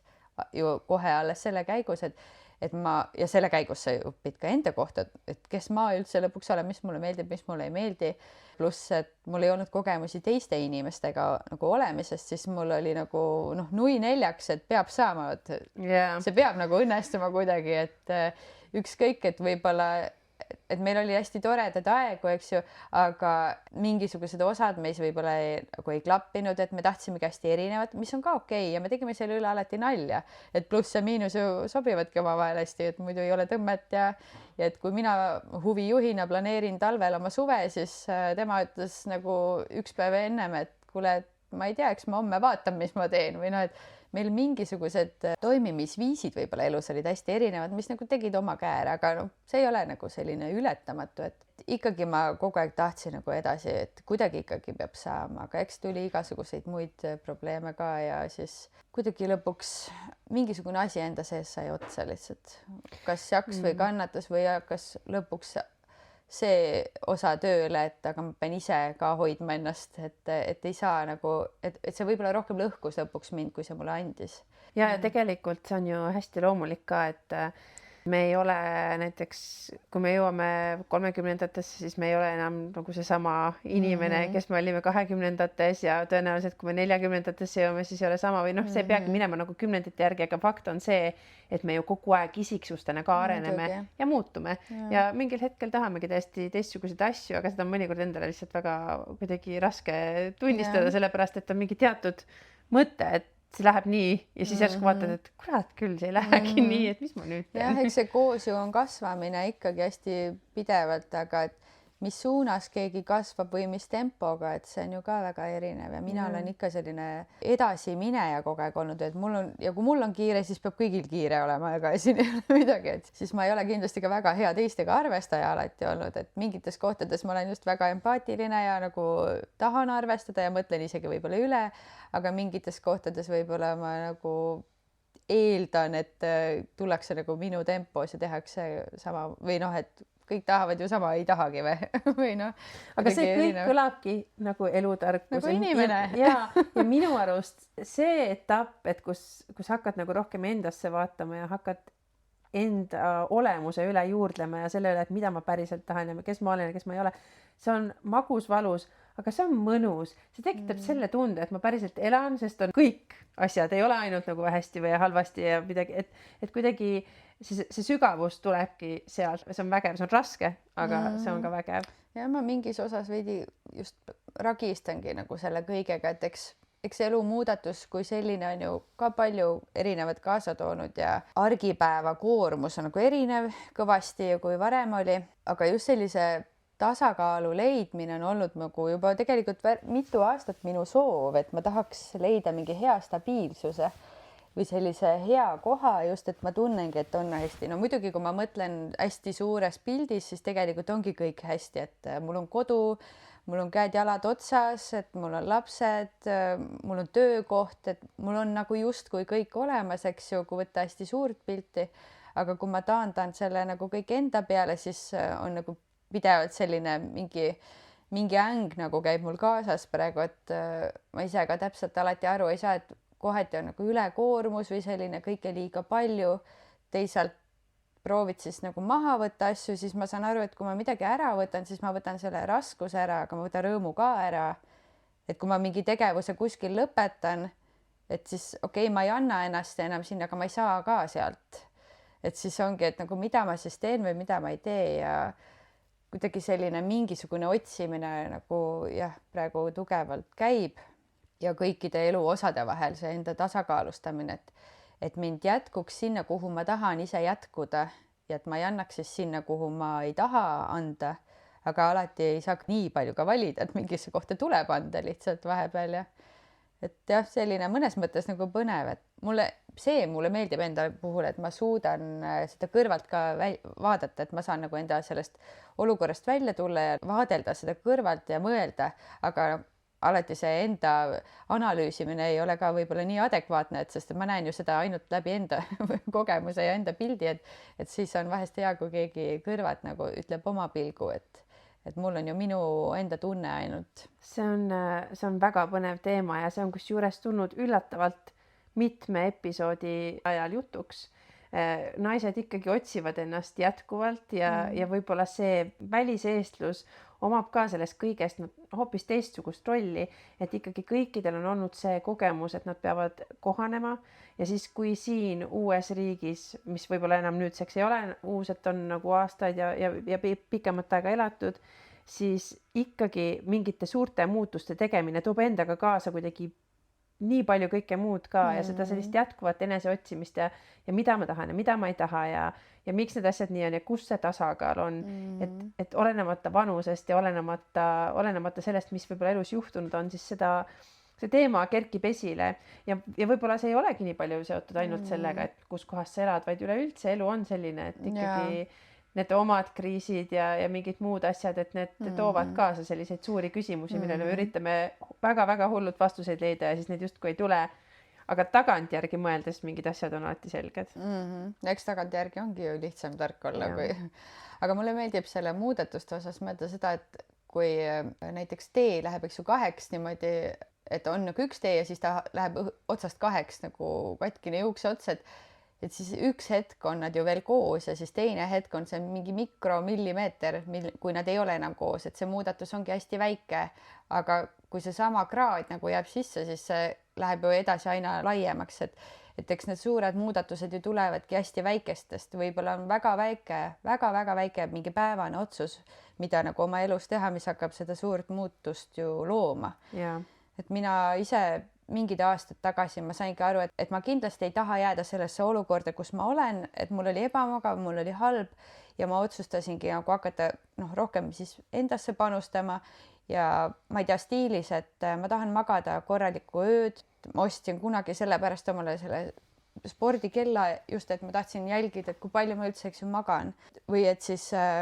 käia jalutamas või ma olen kogu aeg sporti teinud ja mul on alati olnud oluline looduses olla või nii, aga et kui oli just see raske aeg, et mida ma pean muutma, siis oligi just selline magamine ja siis see liikumine, et ma võtsin selle aja ja ma läksin ja jalutasin ja tõesti ei ole mitte ühtegi korda elus olnud, kus ma oleks kahetsenud, et ma läksin. Ja alati on see, ütle mulle inimene, kes tuleb, teeb trenni ja ütleb, et kurat, miks ma liigutasin ennast? Just, et see hästi väike muudatus, mis sa oma päeva tood või et ma ei tea, et hommikul ärkan on ju, teen hoopis mingi 10 kükki. Üks hetk juba tahad rohkem teha iseenesest või siis ei tee üldse enam, aga et point oli just see, et see muutus ongi väga väike, et mul ei ole ka olnud niimoodi, et mul tuleb niimoodi see mingi suur muutus. See on ju, ma oskan alati tagasi vaadata, et kus see asi nagu on idanema hakanud või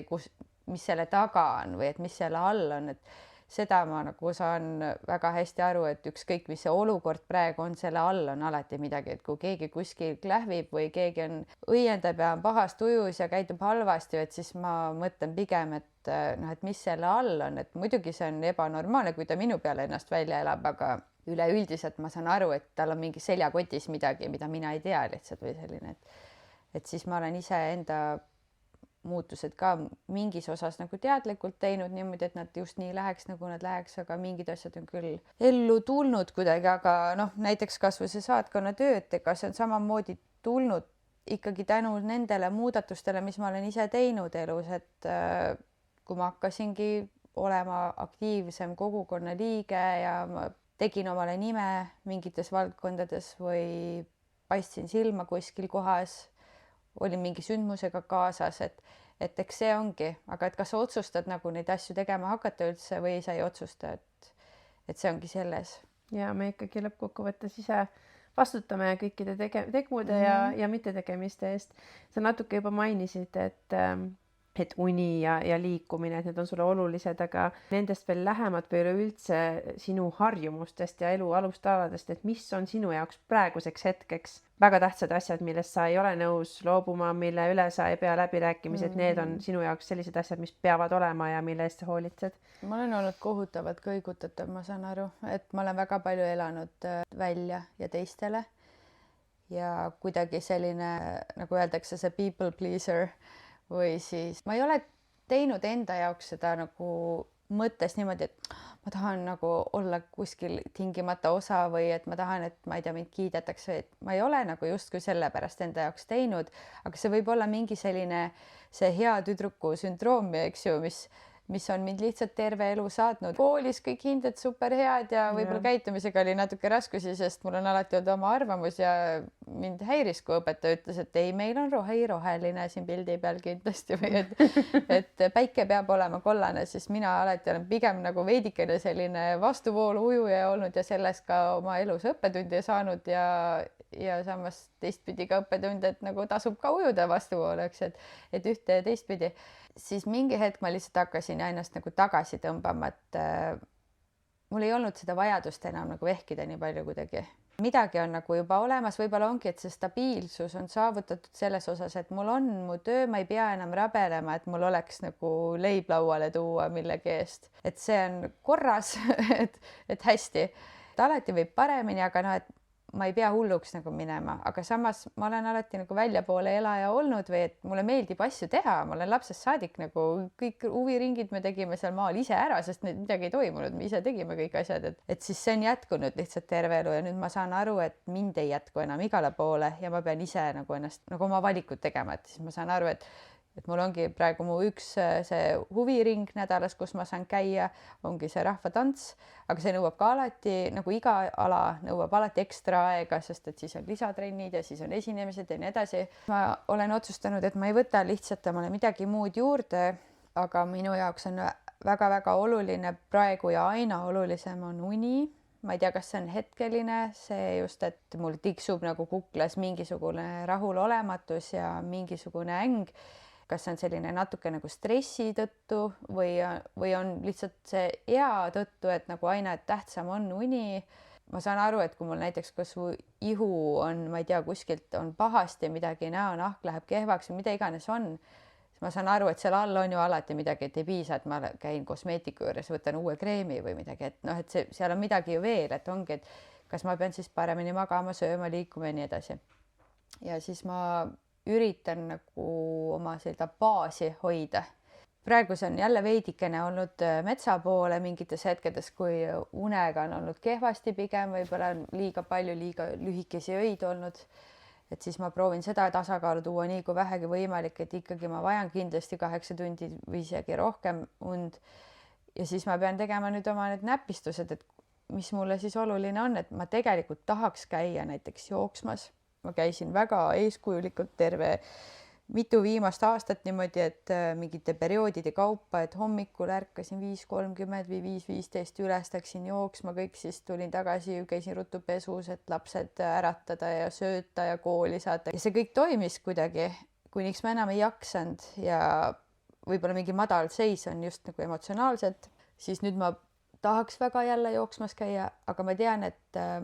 ma ei jõua ärgates nii vara nagu õhtut lõpule viia, sest et ma tahaks, et mind oleks olemas, siis mu prioriteet on praegu see, et ma oleks laste jaoks olemas ja seda aega jääb niigi väga väheks õhtuks, kui ma pean koju tulles ikka käid kuskilt poest, ostad süüa ja nii edasi, et lõpuks kui koju jõuad, siis need on ainult mõned tunnid, mis üldse on, et olla ema, et olla enda jaoks, et olla laste jaoks, eks ju, abiks, kui on vaja koolitööd teha, nendega koos aega veeta, siis tahaks veel ise olla hüperfit ja hästi tervislik ja kõik selline maksootused on kõigele, et nagu kõigest tahaks ideaalne olla, et siis peab näpistama, et siis no, ma lepin sellega, kui ma jõuan 1 korra nädalas jooksma või noh, see ei ole lihtsalt, et ma jooksen, vaid see on minu jaoks see, mis mind maandab, et ma olengi seal õues, ma saan värsket õhku, päikese tervitus hommikul on ju, et päike särab mulle näkku ja selline, et siis ma proovin nagu hoida lihtsalt seda tasakaalu, et mitte midagi erisugust, vaid lihtsalt just võimalikult tavaline ja neutraalne, sest mul on kogu aeg pigem olnud selline väga hüplik kõik. Ja see tasakaalu teema ongi väga raske, kui on lapsed ja justkui kõik need ootused ja ma ütleks, et isegi lapsed mind tasakaalustavad praegu, et meil on praegu niimoodi, et mul poisid siis on enam-vähem pooleks nagu elavad isa juures ja need nädalad, kui nad on kodus, siis väiksem on mul 8, mul on tegelikult see režiim parem, sest siis ma lähengi varem magama ilusti, sest et ma lähen väiksemaga voodisse, loeme, räägime juttu ja selline see režiim on paigas, aga kui ma olen nagu rohkem ise, sest tüdruk on juba nii suur, et tema nagu hea kui koduski on, eks, et siis seda aega on endale rohkem, siis on hea, kui ma kojugi jõuan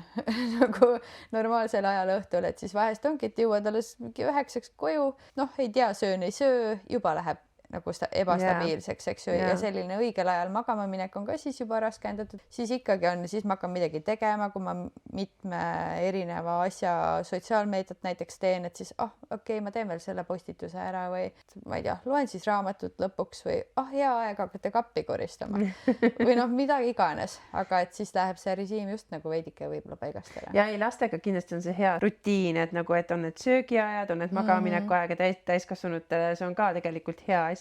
Aga justkui nagu see, et kõik need ootused, et kuhu ma pean piisama ja kui palju mind peab piisama igasse asja ja siis samas see mõte, et kõike saab küll, aga lihtsalt mitte korraga ja siis kuidas seal balansseerida seal vahel, et ma arvan, et kõikide jaoks see on keeruline teema ja mind ajab näiteks väga marru see, et siis kui sa nagu nendest asjadest räägid ja keegi tuleb, annab nõu, et kuule, kes see sulle need ootused siis siin seab, et ise ju sead endale need ootused, okei, thanks, ma polekski arvanud, et kui see on nii lihtne, ma jah,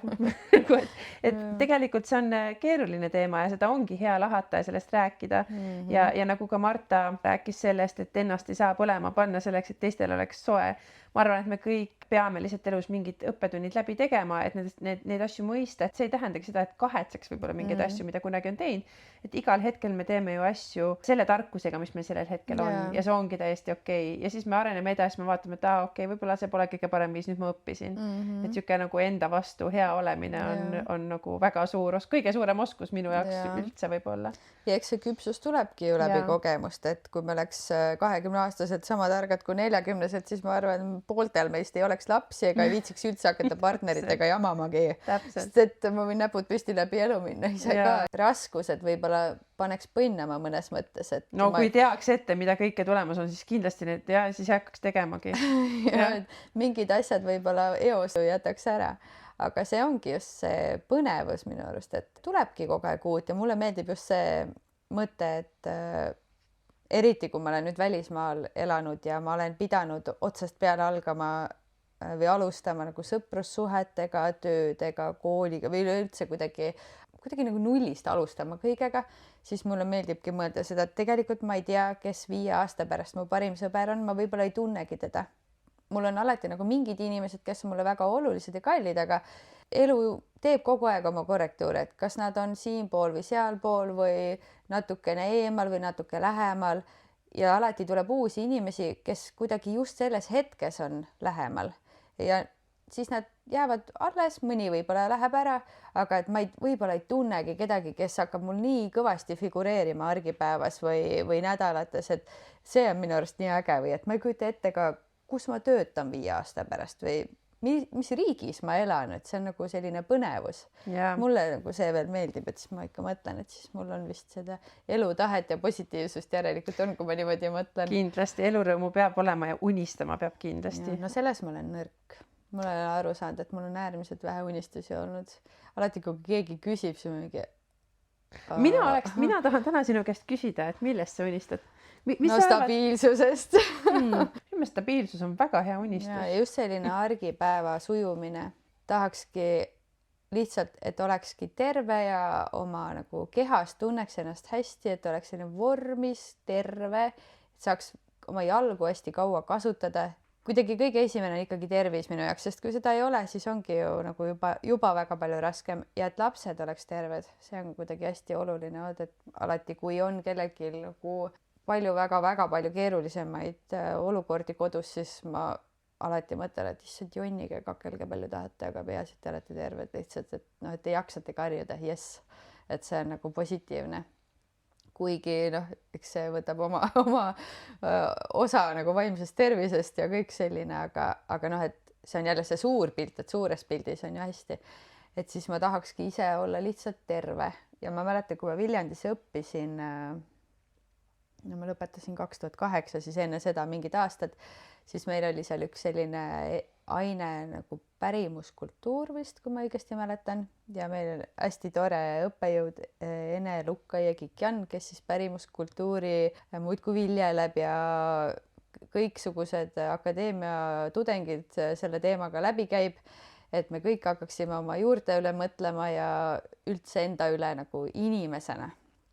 Minu arust see kool ongi super hea selleks, et see annab nagu inimeseks olemise oskused kuidagi või sellised väärtused. Ja meil oli seal ühesõnaga ülesanne, kus me pidime siis panema käe paberile, joonistama selle piirjoone ja iga näpu sisse kirjutama, kelleks ma tahan saada. Ma mäletan siis, ma olin selline 20-ne võib-olla natuke alla või peale ja ma mäletan, ma kirjutasin, ma tahan saada vanaemaks ja see kätkeski minus kõike seda, et ma saaksin üldse vanavanem olla, ma pean olema terve, mul peavad olema lapsed, kes on terved, mul peab olema kodu või noh, et see tähendaski nii palju nagu endas. Ja siis see oli nagu üks mõte, mis mul on meelde jäänud, et ma olen tegelikult seda terve elu hinnanud, et mul oleks tervis ja et mul oleks kuidagi oma pere. Ja teine asi, mis on nüüd viimasel ajal pigem olnud mingi, ma ei mäleta, millal ma kuulsin ükskord pargis lihtsalt, kui ma jalutasin, kuidas 2 memme istusid pingi peal ja rääkisid ja ainult ma kuulsin ühte lauset, et kuniks on jalad, on elu enam-vähem. Minul on endal just jalgadega nagu erinevaid probleeme, siis ma olen mõelnud, et see on nii õige, et see tõesti nii ongi, et alustades sellest, et sa saad poti pealt ise püsti kuniks selleni, et sa saad liikuda, sa ei vaja nagu nii palju abi. No muidugi tore oleks, kui pea ka püsiks selge, aga et see on kombo, et võimalikult kaua tervena elada ja siis kõik see, mis sinna ümber tuleb, et kui mul on tervis, et kui mul on oma pere, et kui mul on lastega head suhted, mul on ka lastega olnud ühte ja teist, et on päris keeruline olnud vahepeal, et see emadus on ju võid aimata, eks ju. Tean. Et see on selline elukestev õpe igas etapis, ma saan aru, et see ei lõppegi sinnamaani, kuni sa oled ema, et kuidas selle kõigega hakkama saada, et siis hästi tähtsaks ongi minu jaoks muutunud just need suhted lastega, et kuidas need oleks võimalikult head, sest nüüd ma näen juba seda, milliseid vilju ma ise kasvatan. Kui nad on väiksed, siis seda nagu vähem näha, aga nüüd ma näen, millised inimesed nad on või kuidas nad reageerivad olukordades ja ma saan aru, et see on minu vilja, see on minu töö ju osaliselt. Et seal on muidugi erinevaid aspekte, aga mina olen hästi palju seda ju suunanud või andnud nagu mingid, kas olen andnud väetist või ei ole või et millele ma väetist olen andnud elus. Nüüd tahaks nagu kõvasti nagu seda asja hoida, et väiksem laps on veel nii palju väike, et ma näen, et mida ma võiks teha teisiti või mida nii või mida naa või kuidas suurematega, eks ju edasi, et mis väärtusi ma hindan, millised inimesed nad on, et mis mulle nagu, mida ma tahan selles veel nagu toetada ja nii, et kuidagi lähisuhted ja enda tervis, ma arvan, on nagu kõige olulisemad. Et need ongi ju elus kõige suuremad teemad. Ja see annab ju kogu minu vaimse tervise ka, et mis seisus mina endaga olen, et kuidas mul need suhted siis on, et see ju hästi palju mind mõjutavad ikka kõige rohkem inimsuhted, ma elan neid nagu küllaltki läbi ja ma võtan neid pigem tõsiselt, kui juba keegi on minu elus nagu oluline, et siis ma kuidagi kannan seda vastutust ikkagi enda sees, võib-olla alati see ei väljendu igal pool, aga minu sees on need tunded tugevalt ja siis kui midagi on ka nihu, siis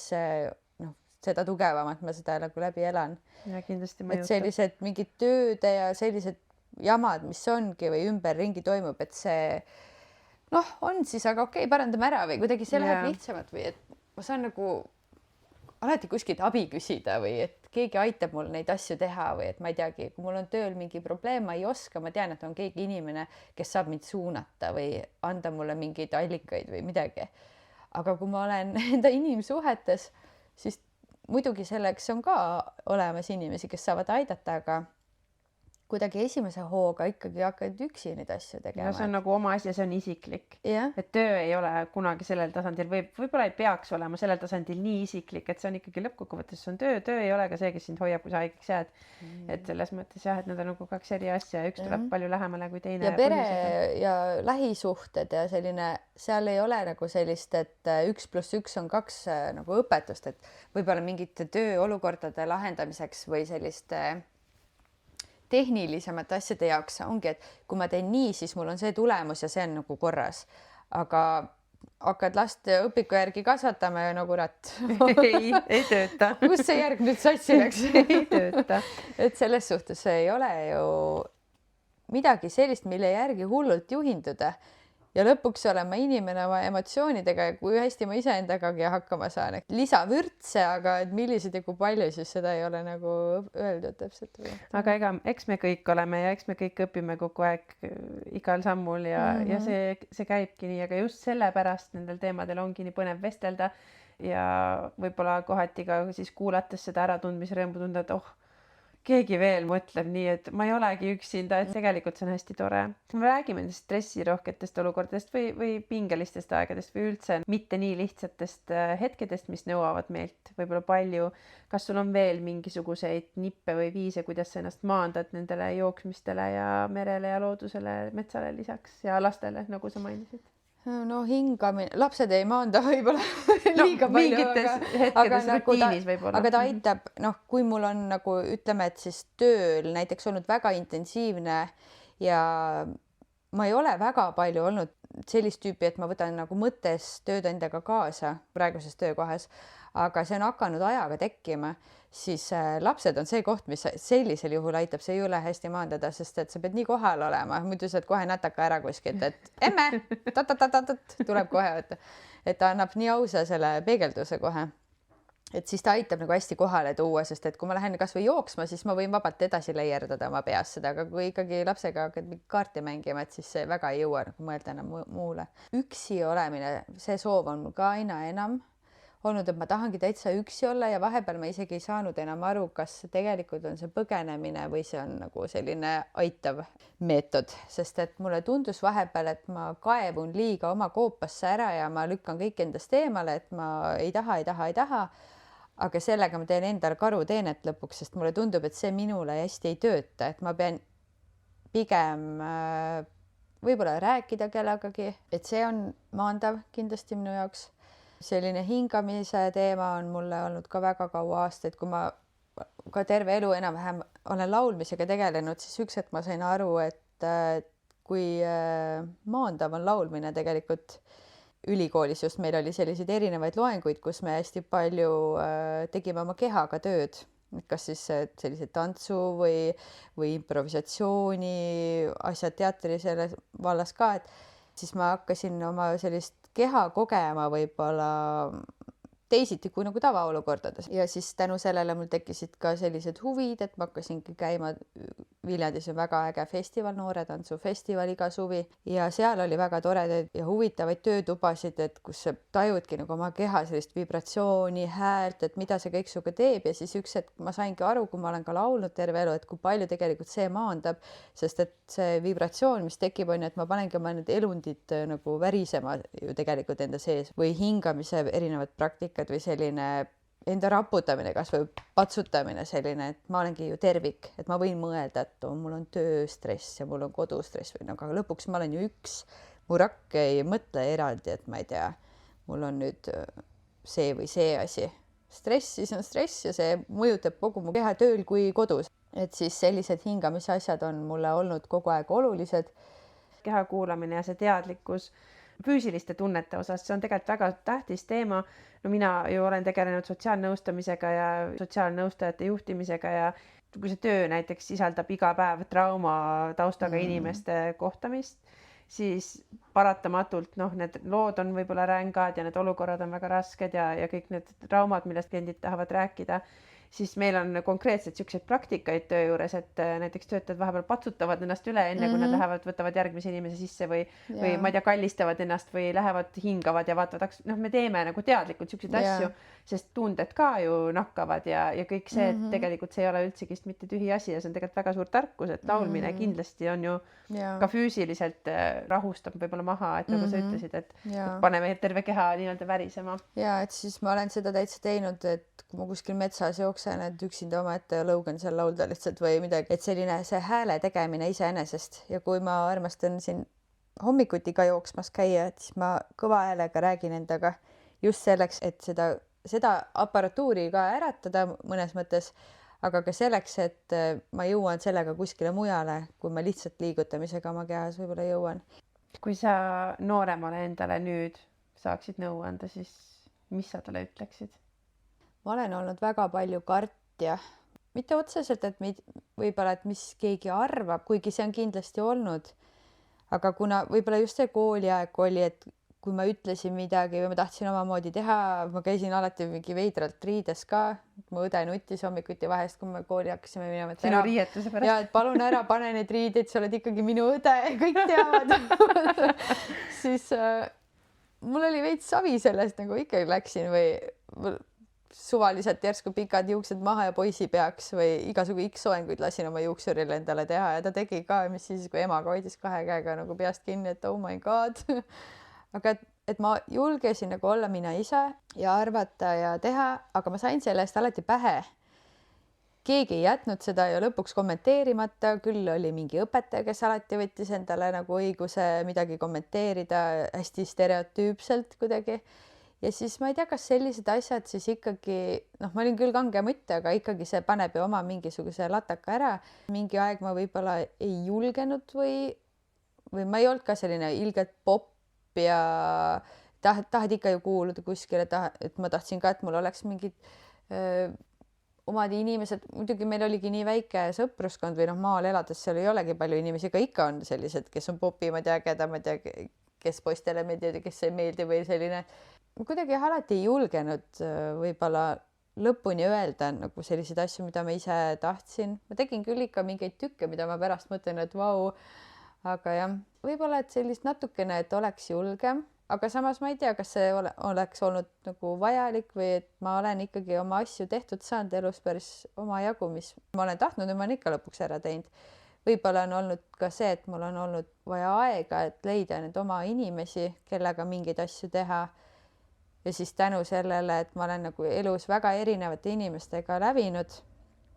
Mul on sõpru seinast seina, väga erinevate muusikaaaustajaid, nagu võib-olla nooremas eas oli see olulisem, et kes oli punkar, kes oli diskobeebe ja nii edasi selline, et siis see tundus nagu hästi suur asi. Et see on selline inimene, see on selline ja ma ei tea, kartsid võib-olla sellist või ise pidasid ennast paremaks kellestki teiseks või kuidagi nii. Aga praeguseks me oleme kõik sellised toredad pereemad, eks ju, et siis saad aru, et kõik on inimesed. Et erinevust ei tasu justkui karta. Ja, et kuidagi sel hetkel ma olin ise ka väga stereotüüpne võib-olla. No maailm oligi tegelikult väga teises kohas ka selles mõttes, et... Ja Eestis sellises väikeses kohas elades see oli kindlasti nagu ka rohkem teema. Aga ma arvan, et suured pinged ma olen ikkagi ise endale peale võtnud. Muidugi ühiskond seda on nagu soosinud. Õnneks ma olen sellest mingis mõttes nagu võib-olla välja tulnud, aga eks ma õpin ikka kogu aeg seda, et ma ei tea, kas või töö kaudu, et jah, issar, keegi ütleb selle asja, mida ma ammu olen mõelnud, et kurat, miks ma arvasin ennem, et seda ei võiks nagu nii teha või naa teha või et selliseid õppetunde ikka tuleb. No eks neid peabki tulema, aga samas edaspidi siis ütled julgelt ja siis ongi veel paremini. Saab näha. Võib-olla on just nagu vaikselt selline endasse tõmbumise aeg olnud mul praegu, et noh, tas räägivad, et ei ole alati vaja igal pool olla ja kõik saab tehtud ja võib küll usaldada teisi ka, et ei pea ise kogu aeg tegema kõike. Igale poole ei pea jõudma. Ja kui midagi vajub selle tõttu ära, siis kahju küll, aga ma ei jaksa võib-olla või ei taha enam nagu võidelda mingisuguseid võitlusi või mingisuguseid asju nii kangesti hoida ja edasi viia, et kui see on oluline mulle küll, aga mul on olulisemaid asju, et sest ma sellest ikkagi saan aru, et ma olen ainukesena asendamatu, ma olen kodus, igal pool mujal ma ei ole asendamatu. see on küll üks väga suur tarkus. Kõige lõpetuseks ma tahaksin su käest küsida, et mis on sinu suur kirg, mis sulle sära silma toob? Sära silma ja rahulolu on nagu võib-olla kaks sellist asja, et rahulolu iseenesest annab mulle ikkagi selline täielik lõõgastus ja kui ma tagasi mõtlen, sellised hetked, kus me oleme olnudki nagu haagisega kuskil metsas, järve ääres ja oled lihtsalt nädal aega või 2 nädalat ühe koha peal paigas ja levi eriti ei ole ja kuskile minema ei pea, et selline täielik lõõgastus, lihtsalt olla koos, mängida laevade pommitamist ja selline hästi normaalne, mitte midagi tegev, aga samas nagu kõike vajalikku tegev elu. Aga selline sära võib-olla silma, siis see tuleb ikkagi peamiselt, ma arvan, mul läbi töö, kui on selline eneseteostuse hetk, et kui mingi suured asjad saavad lõpule, eriti kui on väga raske olnud või palju tööd, et siis inimesed mind ikkagi sütitavad, et kui on erinevad sündmused majas, mis on juba ära olnud meil kevadel või talve poole on tudengite vastuvõtt näiteks, et kui ma tunnen, et ma olen ise midagi algatanud, väga palju ennast sinna pannud ja siis see sündmus õnnestub ja inimesed on nagu jõle tänulikud ja tekivad mingid uued alged sellest, et selliste hetkede nagu õnnestumine siis või kui see päev juba käes on, et ma kuidagi hästi ikkagi käin, siis kui mul see pinge on sees, siis mul tuleb selline andke ette, teeme kõik ära, et vahet ei ole, ükskõik mis kell on, et need hetked kuidagi selline eneseteostuse selline see lõpuosa just, et kui see raskus on juba ära olnud ja aga noh, mõnikord see võib kesta väga kaua, see võib paar aastat teinekord olla, kui see finaal tuleb. Aga praegusel hetkel pigem ütleme töövaldkonnas on, et ütleme sellised mõnekuused või selline pooleaastane, et siis see on ikkagi kuidagi väga hea tunne, kui tuleb just see arusaamine, et jess, et ma olen midagi väga hästi teinud või et see protsess just käib ja siis ma naudin, et kui sündmuste korraldamine on nagu mul hästi tugev taust, et kui kõik on nii ette ära tehtud ilusti, et sel päeval lähedki käed taskus ja vaatad ainult, et ahah, siin jookseb väga hea kõik, et oled kogu aeg valmis, et kui kuskil midagi toimub, mingi tulekahju tuleb, et ma saan kohe kustutada, aga et kõik on nagu paigas ja siis saadki lihtsalt olla selles hetkes, nautida seda, suhelda, näha, et see tundub võib-olla välja, et see on täna ainult see päev, see inimene, kes tuleb, ta tuleb ju ainult korraks, et ta tuleb osalema, aga minu jaoks on see olnud suur töö, alustades sellest, et ma kõiki need inimesed kuskilt välja otsin, suhtlen väga paljude organisatsioonidega varasemalt, et see üldse see punt sinna saada, loon seda õhku sinna, eks, et kes tuleb midagi rääkima või kes midagi teeb, et ma ei tea, lilled oleks õige koha peal, et kogu see atmosfääri loomine ja siis kui sa näed, et see kõik toimib, et selline õnnestumise hetk on praeguses elus, ma arvan, et on sellised need sära toovad ja ma saan aru, et inimestega töö mulle istubki, aga mul on ka vaja tasakaalu, nii et vahepeal on väga hea oma toas oma asju ajada. Ma soovin, et sul tuleks nüüd võimalikult heas tasakaalus edaspidi neid Männimetsa keskel olemise, mitte millegi tegemise mõnusaid hetki ja samas neid korda läinud sündmusi, kus sa tunned, et jess ja silm särab. Aitäh sulle selle väga mõnusa sügava vestluse eest, Maris. Aitäh sulle. Aitäh, et kuulasid Üle lahe sära podcasti ja järgmise korrani. Tšau!